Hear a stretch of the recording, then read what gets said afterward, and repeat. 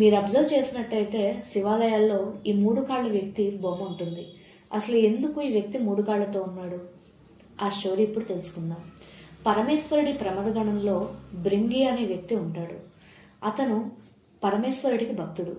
కానీ పార్వతీ పరమేశ్వరులు పక్కపక్కన ఉన్నప్పుడు కేవలం పరమేశ్వరుడికి మాత్రమే ప్రదక్షిణం చేస్తాడు, అమ్మవారికి చేయడు. అదొక రకమైన అహంభావం ఆయనకి. నేను పరమేశ్వరుడి పక్కన ఉంటాను, అమ్మవారికి ప్రదక్షిణం చేయాల్సిన అవసరం నాకేంటి అని. ఇదంతా గమనించిన ఈశ్వరుడు ఒకరోజు పార్వతీదేవిని తీసుకొచ్చి తన తొడపై కూర్చోబెట్టుకుంటాడు. మరి ఇప్పుడు ఎలా చేస్తాడు ప్రదక్షిణం? పార్వతీదేవి కాలికి పరమేశ్వరుడి కాలికి మధ్యలో ఉన్న గ్యాప్లో ప్రదక్షిణం చేసేస్తాడు ఈ భృంగి అనే వ్యక్తి. ఆహా, వీడి పని ఎలా ఉందా అని చెప్పి పరమేశ్వరుడు అర్ధనారీశ్వర రూపం తీసుకుంటాడు. మరి ఇప్పుడు ఎలా చేస్తాడు ప్రదక్షిణం?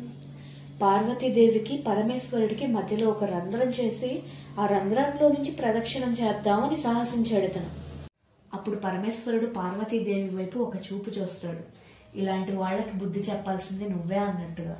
అప్పుడు పార్వతీదేవి ఇలా అంటుంది, ఏరా, నీకు రక్తమాంసాలు ఇచ్చిన తల్లిని నేను ఆ మాత్రం గౌరవించాలని తెలీదా? రక్త మాంసాలు లేకుండా పడుండు అని శపిస్తుంది.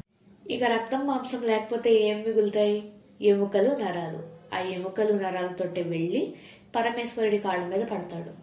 పరమేశ్వరుడు వెళ్ళి పార్వతీదేవి కాళ్ళ మీద పడమని చెప్తాడు. అమ్మవారు క్షమించి వదిలేస్తే అప్పుడు పరమేశ్వరుడు 3వ కాళ్ళను ప్రసాదించాడు.